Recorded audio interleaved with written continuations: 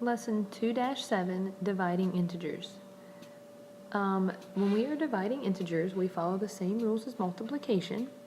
So when you have different signs, the answer is negative, and when you have the same signs, the answer is positive. So like if we have a negative divided by a positive, the answer is going to be negative. If you have a negative divided by a negative, the answer is going to be positive. If you have a positive divided by a positive, your answer will also be positive. So if we have an example like -10 divided by -5, since both of these are negative, then we know our answer is positive. So -10 divided by -5 is a positive 2. Pause the video to try a few examples. The first example is 48 divided by 2. Both numbers are positive, so our answer is positive. 48 divided by 2 is going to give you a positive 24. -35 divided by -5. Both numbers are negative, so our answer is going to be positive. 35 divided by 5 is 7. So once you determine what your sign is going to be, then you just go ahead and divide like normal, just like we normally would have done had we not known positive or negative numbers. Let's try another example of -63 divided by 7. So we first need to identify what our sign is going to be. We have a negative, and anytime that we have a number that does not have a sign in front of it, we assume that that sign is positive. So here we have a positive 7. So a negative and a positive, our answer is going to be negative. 63 divided by 7 is 9. Pause the video to try a few examples of dividing numbers with different signs. So make sure you're paying attention to the number and the sign. Let's take a look at the first example, 64 divided by -8. Again, anytime that there's not a sign in front of a number, we make it a positive. So a positive divided by a negative is a negative. And now we have 64 divided by 8, which is just 8. Here we have 110 divided by -10. If there's not a sign in front, we assume that it's a positive. So 110 divided by 10 is 11. And we know that our sign is negative because it's a positive divided by a negative. When we are evaluating expressions, we replace the variable with the value and then we solve. Make sure to include parentheses because this is where those negative numbers really can become tricky if you're not using parentheses. So let's look at this example. We have 12y divided by x. Up here this tells us that y is -3 and x is -6.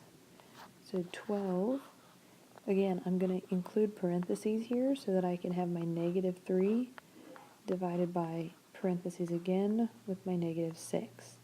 If I didn't have parentheses right here, this would look like a 12 minus 3, and we know that that's a different operation than what we're actually performing. So right now we have a 12 times a -3, so I'm going to go and work up here. So 12 times -3 is -36, because a negative times a positive, and then we multiply normal, divided by a -6.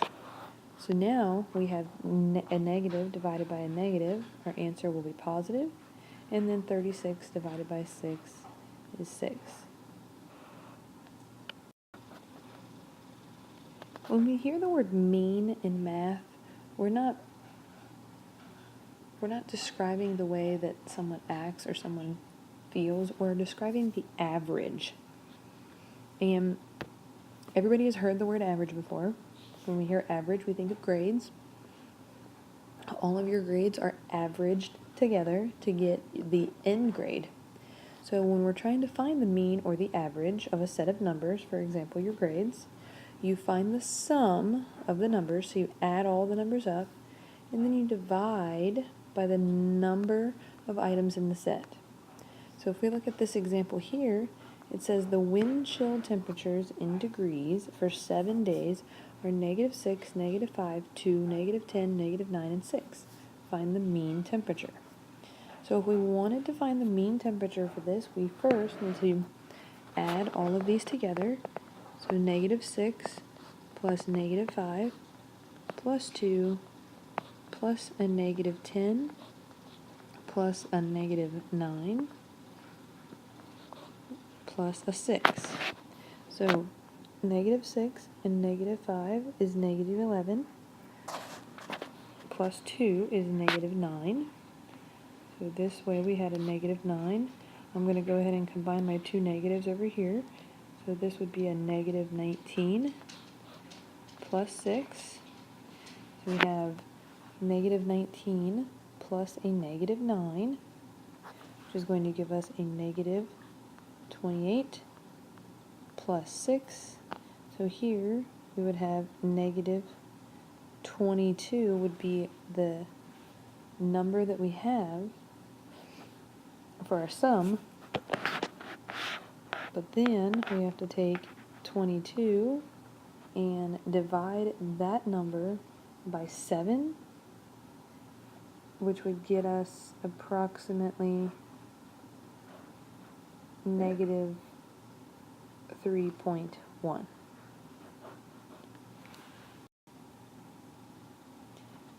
You will get a few more practice of the mean and average as you continue through the textbook practice.